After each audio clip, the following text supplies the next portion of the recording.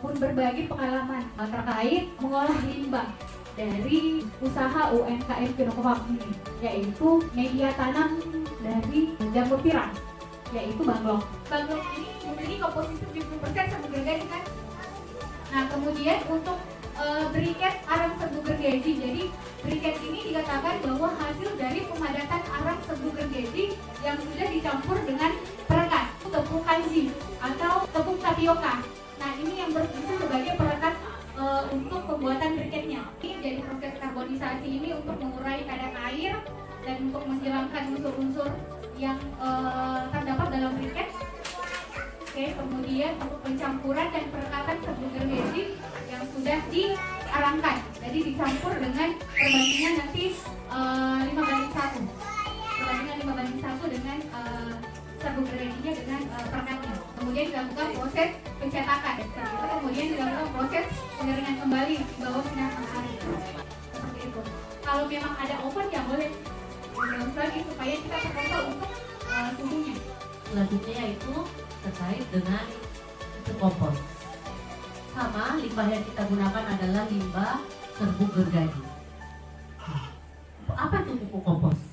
Nah, pupuk kompos itu adalah bahan organik atau sampah ataupun limbah organik yang telah mengalami proses pelapukan karena adanya interaksi antara mikroorganisme atau bakteri pembusuk yang bekerja di dalam limbah tersebut. Jadi, dikatakan pupuk jika terjadi proses pelapukan, di mana ada peran antara limbah organik dengan bakteri. Jadi ceritanya ada limbah, ada bakteri bisa menjadi pupuk. Nah, dalam pelatihan kali ini kita akan membuat pupuk kompos, di mana bahan dasarnya yaitu serbuk gergaji. Di mana serbuk gergaji tersebut terdapat dari limbah baglok tadi. Baglok tersebut ditambahkan dengan yang namanya dedak, kemudian arang sekam, kotoran sapi dan juga gula merah. Nah, dalam proses pembuatan pupuk kompos ini biasanya kan Bapak Ibu kalau membuat pupuk kompos itu hanya disekop atau dicampur dengan menggunakan tangan secara manual.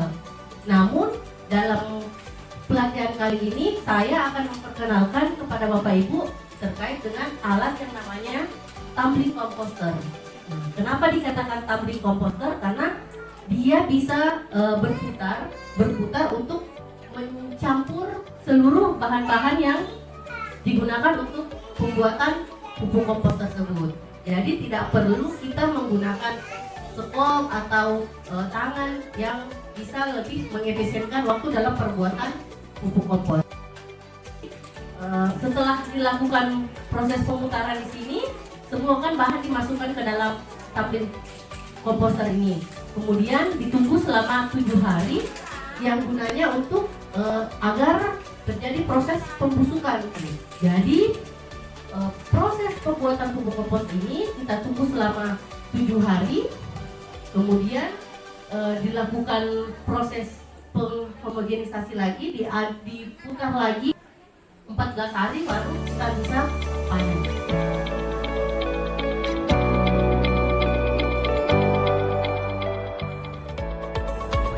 Ini tidak lagi berbicara pupuk kompos dalam skala pembuatan untuk keperluan kita, tapi kita berbicara tentang bagaimana pupuk kompos itu bisa menghasilkan penghasilan, pendapatan bagi kita petani.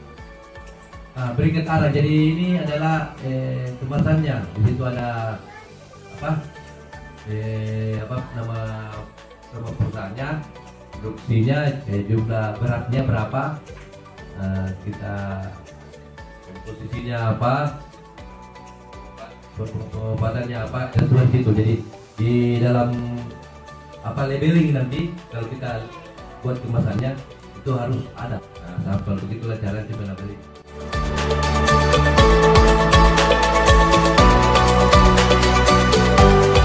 Harapan kami tentunya agar program ini dapat berkelanjutan. Terus kami juga berharap agar pemasaran dari briket ini bisa lebih meningkat dan tentunya bisa mencapai ke tingkat ekspor.